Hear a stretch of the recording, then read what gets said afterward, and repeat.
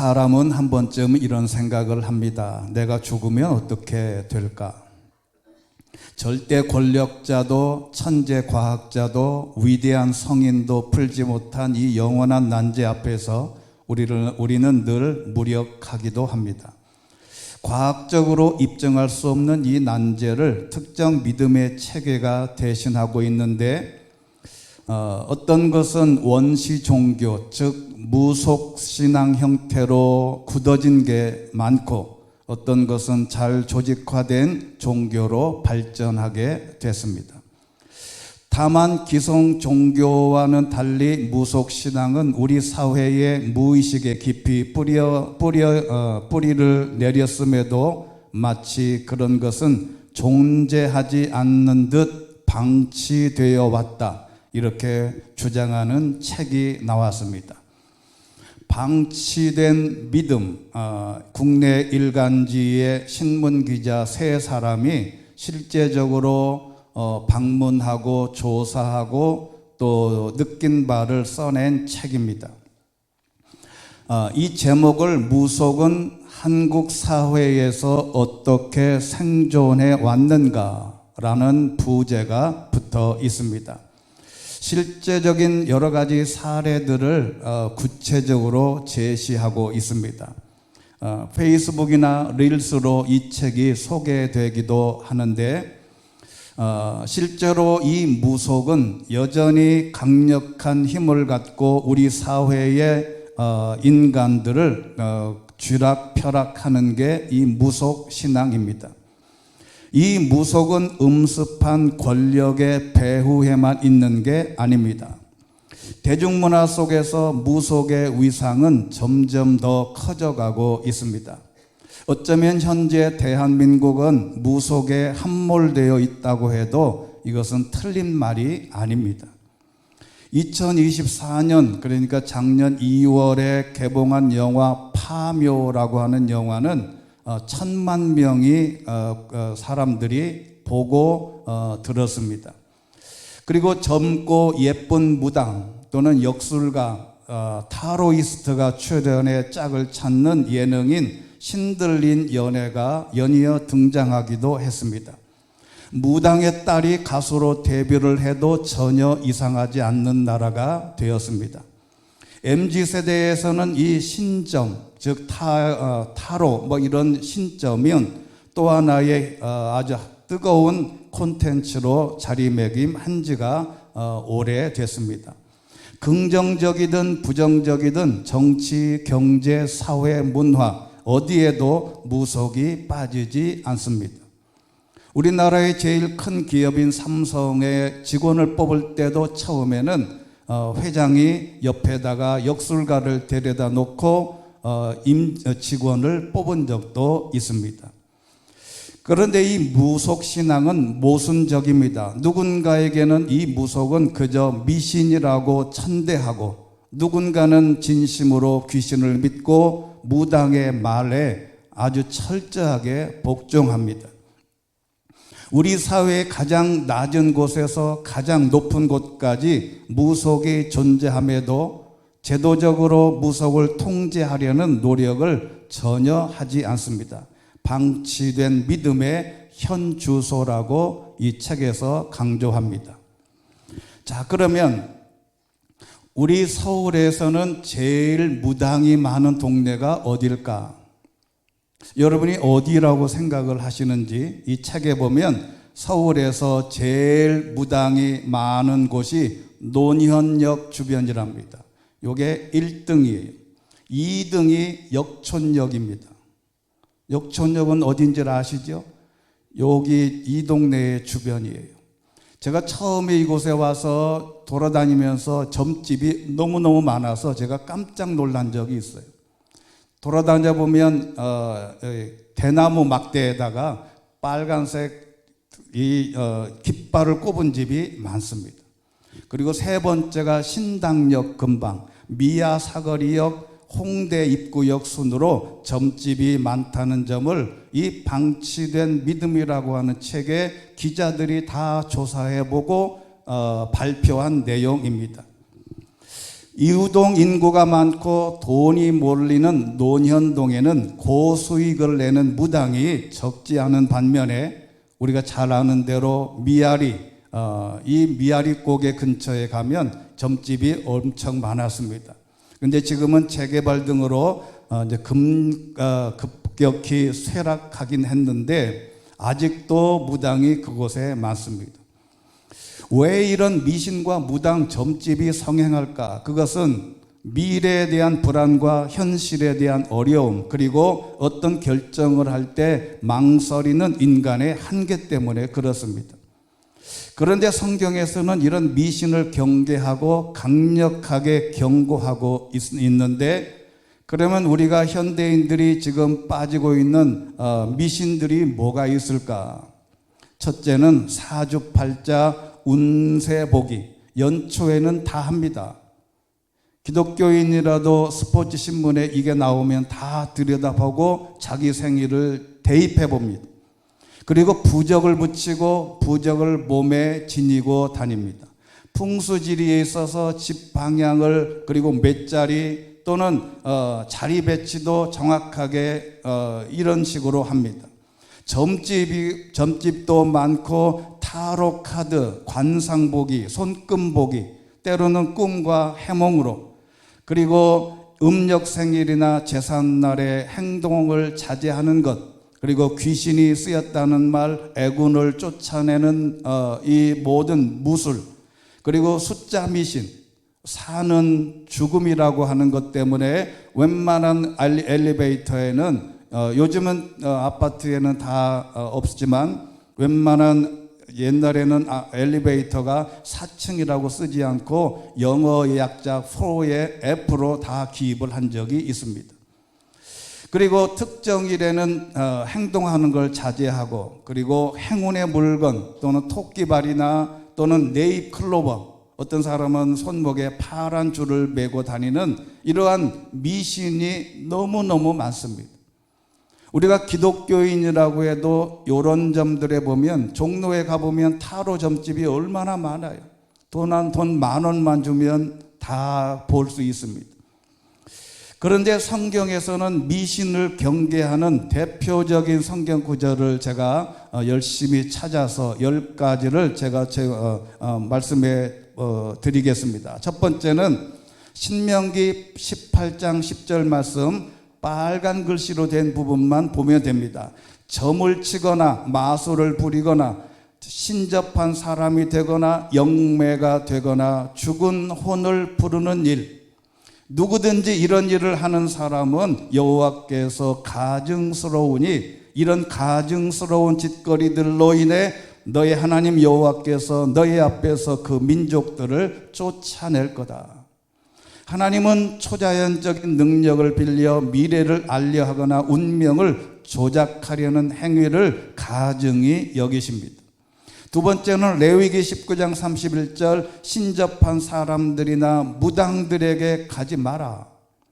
신접한 자나 영매는 하나님의 뜻이 아닌 거짓 영의 소리를 따르게 만들기 때문입니다. 세 번째, 이사야서 8장 19절에는 사람들이 너희에게 이렇게 말한다. 크리스찬들에게 말하는 겁니다. 속살거리고 중얼거리는 마법사와 무당을 찾아가 봐라. 여러분, 무당을 찾아가 봐라, 이런 말들이 교회 다녀도 공공연하게 들립니다.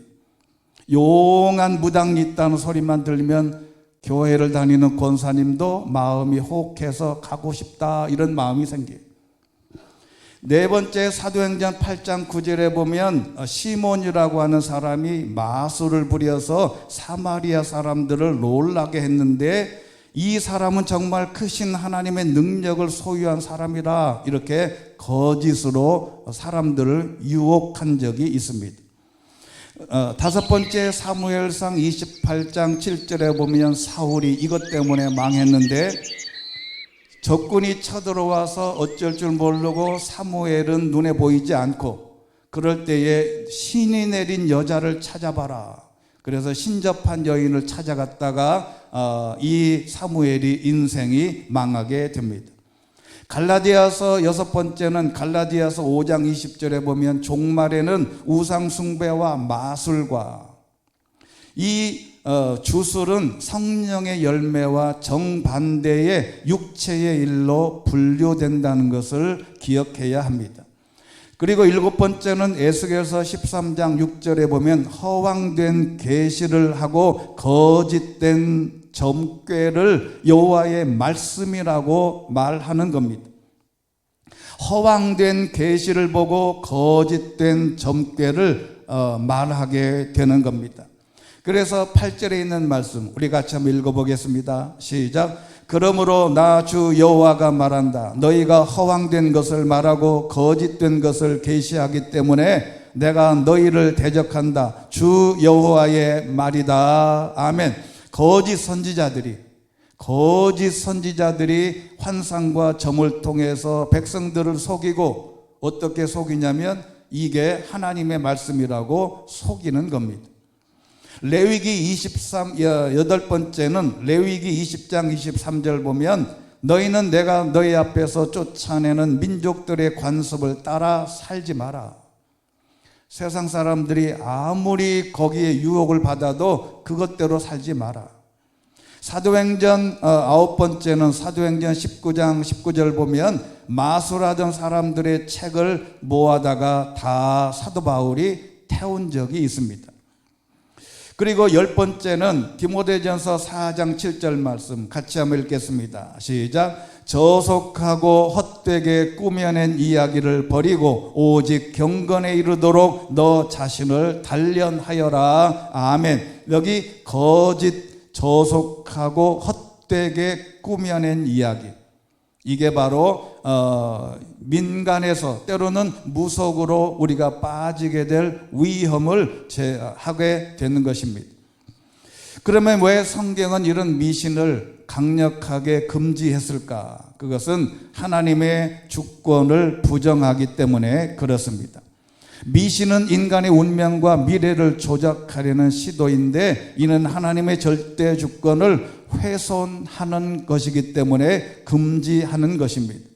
고린도후서 11장 4절 말씀 좀 길지만 우리 같이 한번 큰 목소리로 읽어보겠습니다. 시작. 누가 여러분에게 와서 우리가 전파하지 않는 다른 예수를 전파하거나 여러분이 우리의 복음 전파를 통해 받지 않은 다른 영을 받게 하거나 여러분이 받지 않은 다른 복음을 받게 해도 여러분은 잘도 용납하고 있습니다. 아멘. 고린도 교회에게 사도 바울이 이렇게 지적하는 겁니다. 예수 이외의 복음을 전하면 고린도 교회인들이 잘 받아들였어요. 다른 영을 받게 하는 이 무속은 그 당시나 지금이나 특별히 한국 사회는 더 그렇습니다. 인간의 마음을 미혹시켜서 참 하나님에게 나아가지 못하도록 차단하게 되는 것입니다.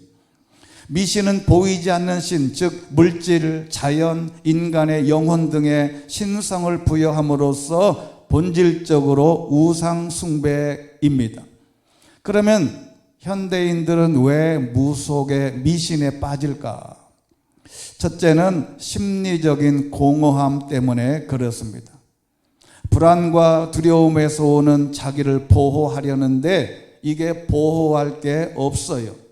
그래서 현대인들은 미래에 대한 불확실성과 그리고 경쟁 속에서 심리적인 안정을 갈구하기 위해서 부적을 몸에 지니고 집에다가 붙이고 타로점을 보고 풍수 등을 통해서 불안을 해소하려는 목적이 있습니다. 그리고 두 번째는 문화적 세속화 때문에 그렇습니다. 요즘에 미디어와 사회 속에서 이 미신 문화가 얼마나 많은지를 몰라요. 여러분, 3일 금식을 하면 길거리를 지나가면 무슨 간판이 제일 많이 보이나요? 3일 금식하고 길거리에 나가면 제일 많이 보는 간판이 식당 간판이에요. 배고프면 식당 간판만 다 보여요. 국밥집도 거기 있었던지 몰랐는데 배고프니 거기 보이고, 김밥집이 몰랐는데 배고프니 거기가 보이는 거예요. 여러분, 문화라고 하는 것은 사람들이 갈구하고 뭔가 애타게 기대하는 이것이 있기 때문에 방송에서도 그걸 방송하는 겁니다. 드라마나 SNS나 광고 등에서 부적과 운세, 별자리 자연스럽게 하면서 드라마 속에서도 타로점을 보고 그 다음에 자연스럽게 별로 그냥 재미로 나는 교회는 다니는데 난 재미로 본다 이거. 근데 그 재미가 사람을 썩게 하는 요소가 되는 겁니다. 문화가 아무리 그래도 그 문화에 침몰되면 안 됩니다. 그래서 이 말씀은 이미 로마서 12장 2절 말씀에 사도 바울이 로마 교인들에게 이렇게 말씀하고 있습니다. 우리 같이 읽겠습니다. 시작. 여러분은 이 세대를 본받지 말고 오직 마음을 새롭게 함으로 변화를 받아 하나님의 선하시고 기뻐하시고 온전하신 뜻이 무엇이든지 분별하도록 하십시오. 아멘. 여기 이 세대를 본받지 말고, 아무리 용한 점쟁이가 옆에서 소개해도 거기에 이 세대를 본받지 말라. 그 다음에 세 번째는 종교적 무지입니다. 성경 지식, 하나님에 관한 지식이 부족하기 때문에 미신에 빠질 확률이 높습니다. 호세아서 4장 6절에 보면 내 백성들이 지식이 없어서 망하게 될 것이다. 하나님에 대한 지식, 하나님을 향한 말씀의 지식이 없을 때 종교적 무지 때문에 무속에 빠질 확률이 높습니다. 복음의 핵심과 영적 권세에 대한 무지가 미신을 허용하게 만든다는 겁니다. 네 번째는 영적 허영입니다.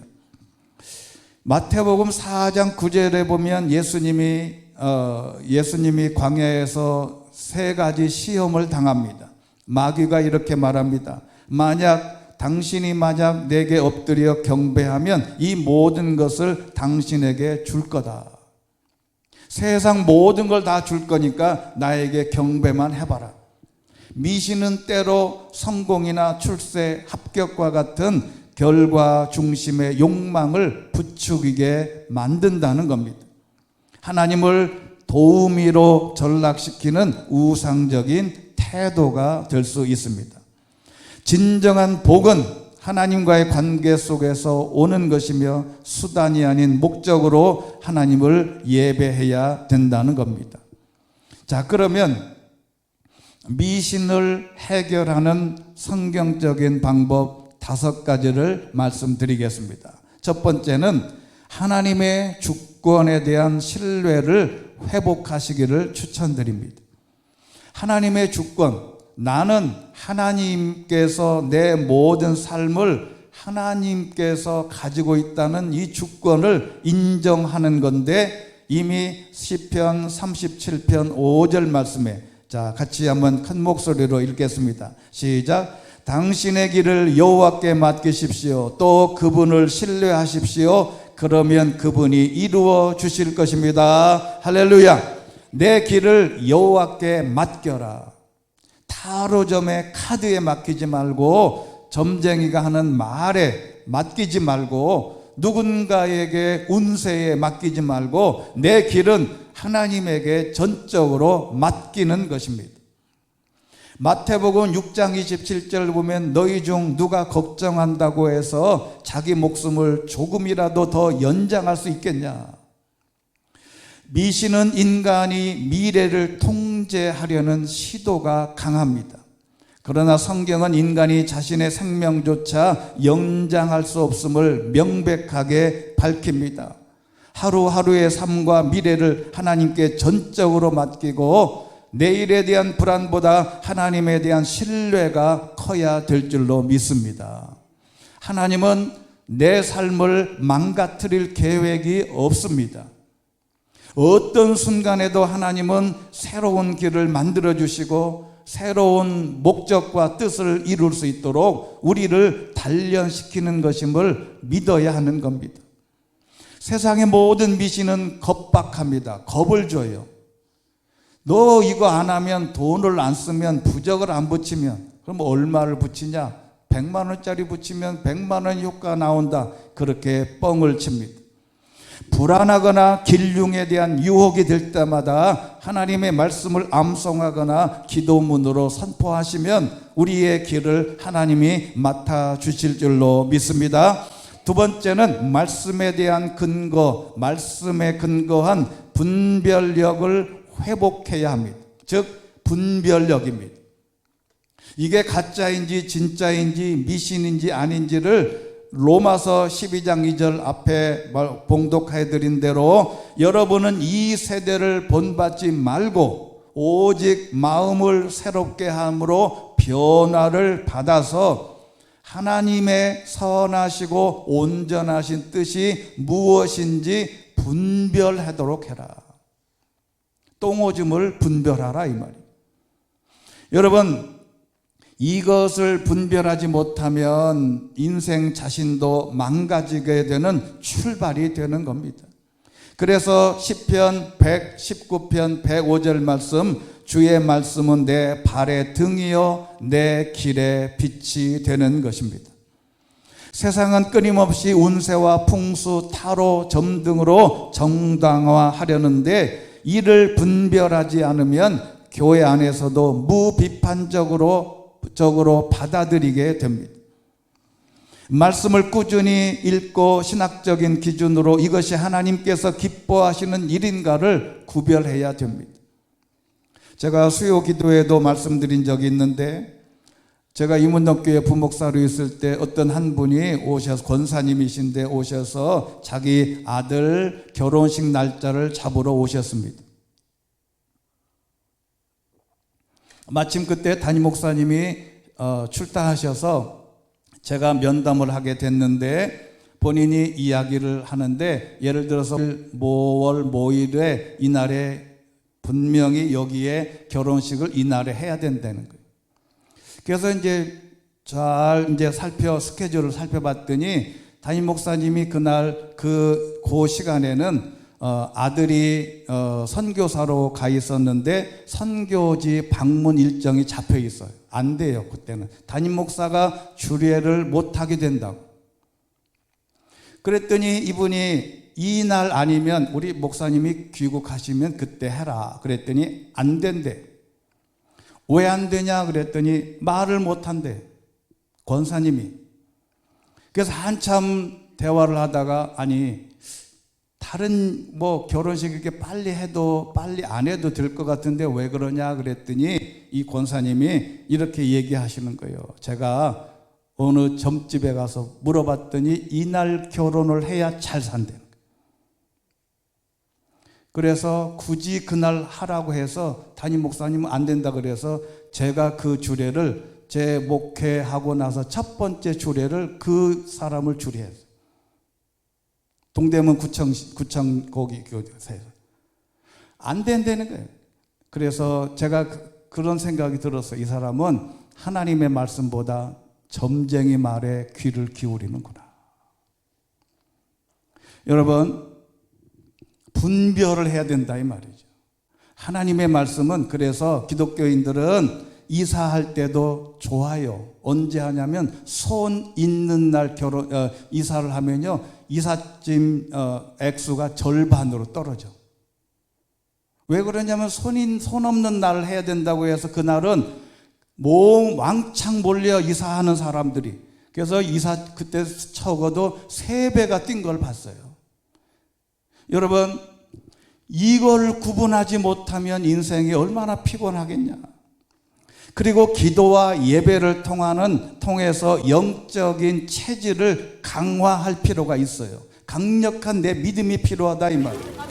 빌립보서 4장 6절의 말씀 보면, 아무것도 염려하지 말고 오직 모든 일에 기도와 간구로 여러분이 구할 것을 하나님께 감사함으로 아뢰라. 모든 일에 기도와 간구로 하라는 겁니다.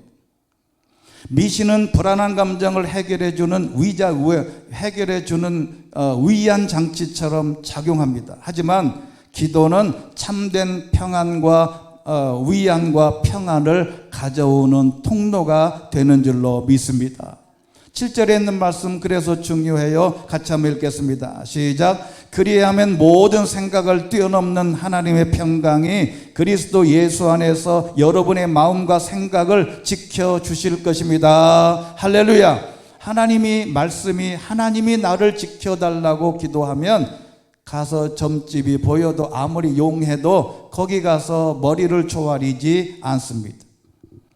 그리고 미신적인 요소와 단절하고 불태우고 버리기입니다.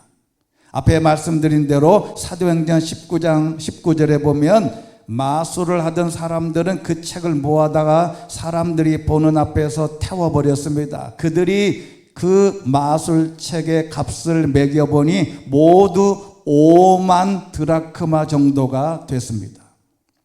자, 그런데 5만 드라크마가 얼마인지 알면 여러분이 아마 기절할지도 모릅니다.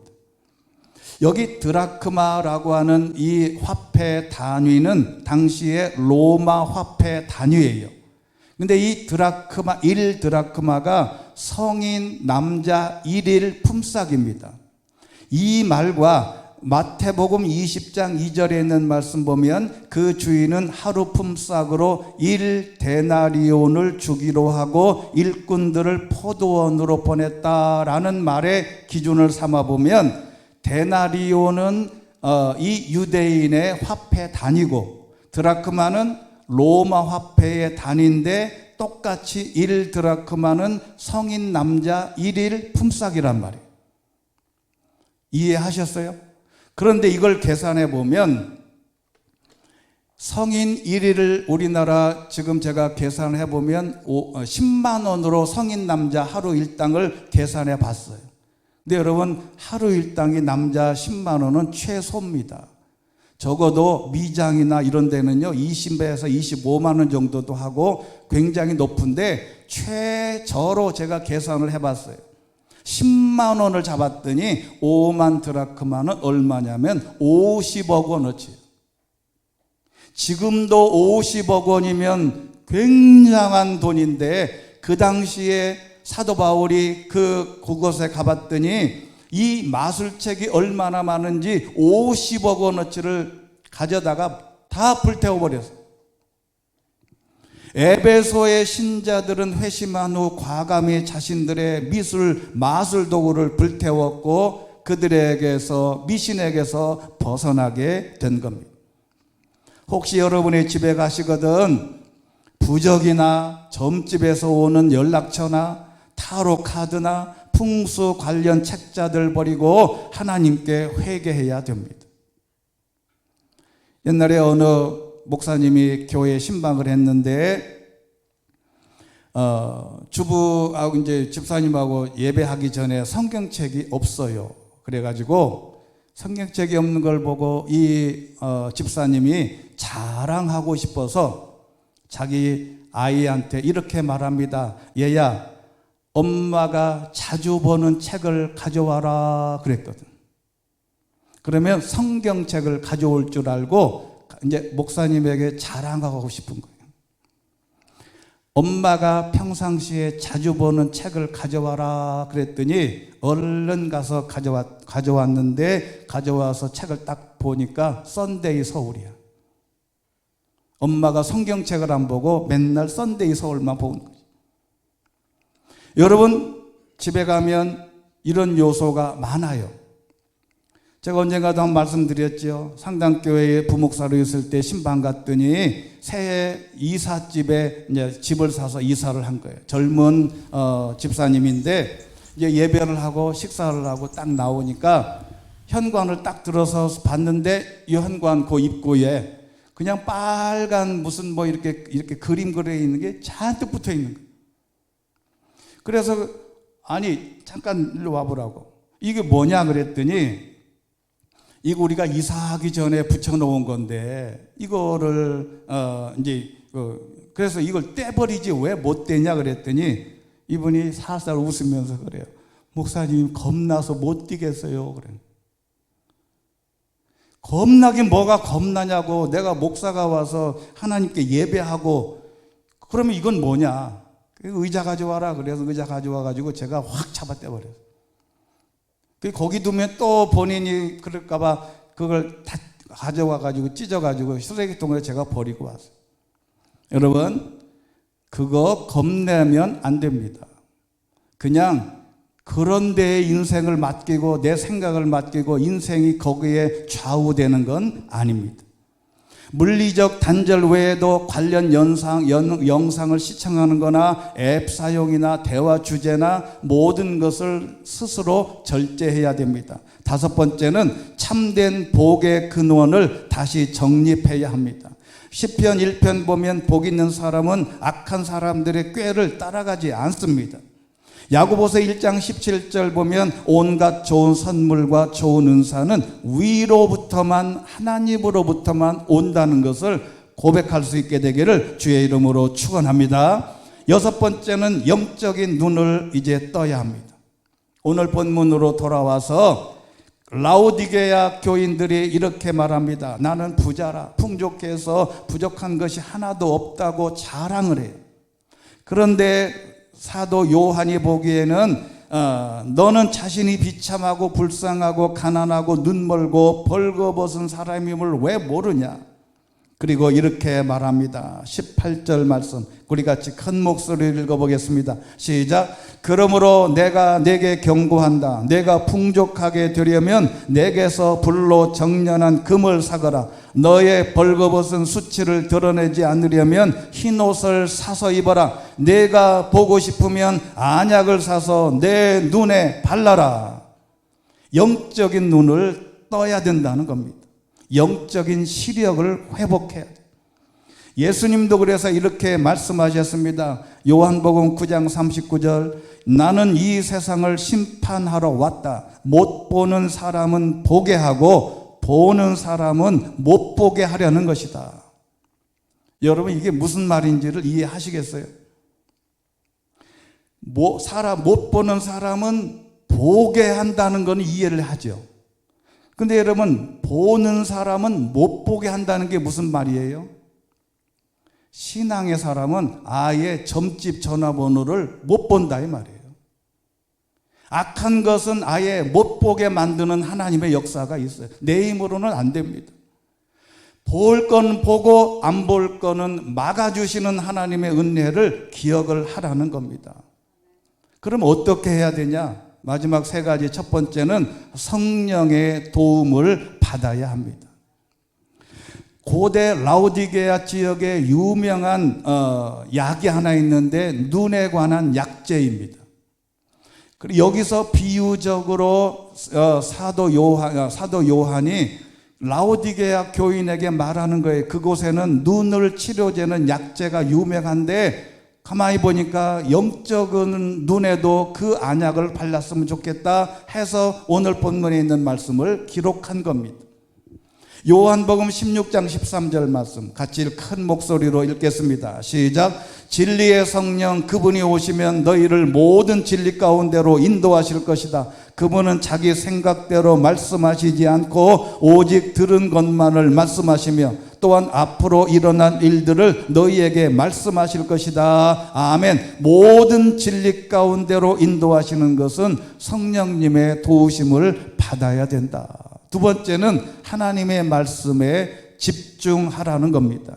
시편 119편 130절 시작. 주의 말씀을 펼치면 빛이 나와 우둔한 사람들에게 깨달음을 줍니다. 할렐루야. 여기 주의 말씀을 펼치면, 하나님의 말씀을 펼쳐놓기만 하면 하나님의 말씀에서 빛이 나와서 우둔한 사람들을 깨닫게 한다. 우상에서, 미신에서, 무속에서 벗어나는 깨달음을 주시는 겁니다. 히브리서 4장 12절 말씀 보면 하나님의 말씀은 살아있고 힘이 있으며 양날선 어떤 칼보다 더 예리하다. 보통 칼은, 부엌칼은 한쪽만 날이 있어요. 그런데 군대에서 전투할 때 꼽는 그 창은 양날로, 양쪽에 칼이 있어서, 양날이 돼 있어서 대검을 꼽으면 대검은 양쪽에 날이 있어요. 하나님의 말씀은 그렇다는 겁니다. 그리고 세 번째가 중요합니다. 회개의 눈물은 영적인 세척제다. 다시 한번 우리가 한번 죄송하지만 따라해 보겠습니다. 회개의 눈물은 영적 세척제다. 우리의 영적인 눈의 시력을 회복하려면 하나님 앞에 기도해서 내 안에 눈물을 흘리면 그 눈물이 내 모든 영적인 시력을 회복하는 안약이 되는 겁니다. 그래서 시편 51편 17절 하나님께서 바라시는 제사는 상한 영혼이다. 울어라 이 말이에요. 주께서 상하고 뉘우치는 마음을 외면하지 않으신다. 누가복음 15장 17절 돌아온 탕자가 그제야 제정신이 들어서 말했다. 제정신이 드는 게 회개입니다. 아버지께 죄를 지어서 돌아오는 둘째 아들은 그렇게 눈물을 보일 때 아버지가 그를 다 받아들이게 됐다는 겁니다. 영적인 안약을 사라는 주님의 명령은 단순한 눈의 문제가 해결이 아닙니다. 진리 앞에 자신을 직면하고 성령과 말씀으로 인도받고 회개를 통하여 새롭게 보는 삶의 초대인 것으로 믿습니다. 요즘에는 회개의 눈물이 많이 없어졌어요. 부흥회를 해도 복 받아라. 좋은 얘기만 다 해요. 제가 어릴 때 부흥회 하면 3일은 다 울었어요. 다 어떻게 그렇게 강사들이 와서 눈물만 쏟아내는지 모르겠어요. 4일을 하면 3일은 계속 회개하라고만 해. 그리고 마지막 3일에는 겨우 안수해서 복 받으라는 말을 그때 해요. 한국 사회, 한국 교회에 회개의 눈물을 흘리라고 하는 교회가 얼마나 있습니까? 그 회개의 눈물을 통하여 우리의 영적인 안약을 넣는 것처럼 세척제가 있어야 되는 겁니다. 지역별로 들으면 짜증나는 말이 있다고 그래요. 김포 사는 사람을 보면 비행기 탈 때 좋겠다 그런데 파주 사람들을 보면 북한 보여? 거기서? 인천에서 왔다 그러면 인천 상륙작전 그런 거. 용인 산다 그러면 오 에버랜드 맨날 가냐? 안성에 살면 너 안성 탕면 좋아해?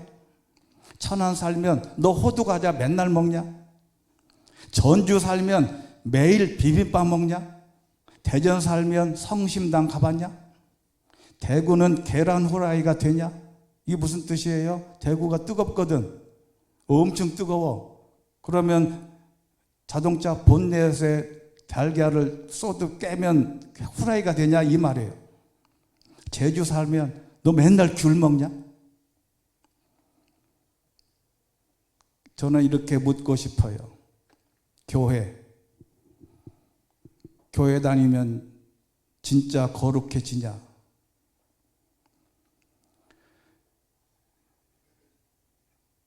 많은 사람들이 지역의 대표적인 것을 말한다면 우리 신앙인들은 교회, 그러면 뭐가 연상이 되냐? 여러분, 교회라고 하면 우리가 그만큼 거룩해지는 하나님의 은혜를 우리도 누려야 되고 우리도 그 무속의 모든 것에서 자유로워야 되지 않냐? 제가 재미있는 그림을 하나 보여드리겠습니다. 남자 여자가 씻은 다음에 전후를 보면 남자는 더러운 사람이 씻으면 아주 핸섬해져. 근데 여자는 어때요? 핸섬한 예쁜 여자가 깨끗하게 씻고 나면 사람이 이상해져. 왜 이상해지겠어요? 화장을 해서 이상해지는 거예요. 화장을 지우니까.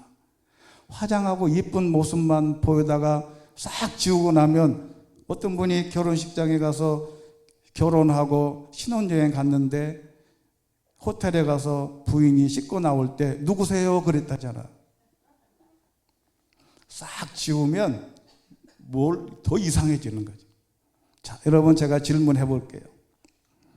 여러분 교회에 와서 하나님의 말씀을 듣고 예배하고 가면 어떻게 변해야 되겠어요?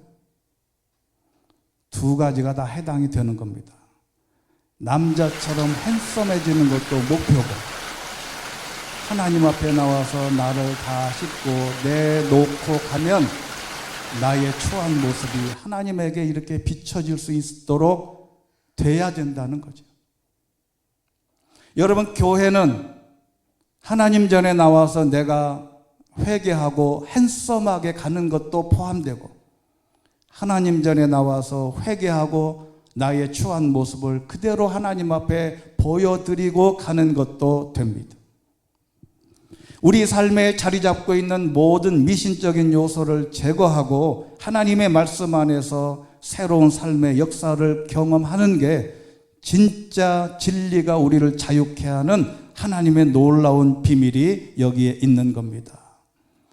우리가 겪고 있는 모든 미신적인 요소가 무엇인지는 모르지만 다 제거하고 우리가 하루하루 살아가는 모든 삶에 미신의 영향을 받지 않고 무속의 영향을 받지 않고 하나님의 말씀에 영향을 받아서 행복하고 의미 있고 또 용기 있는 신앙인들이 될 수 있게 되기를 주의 이름으로 축원합니다.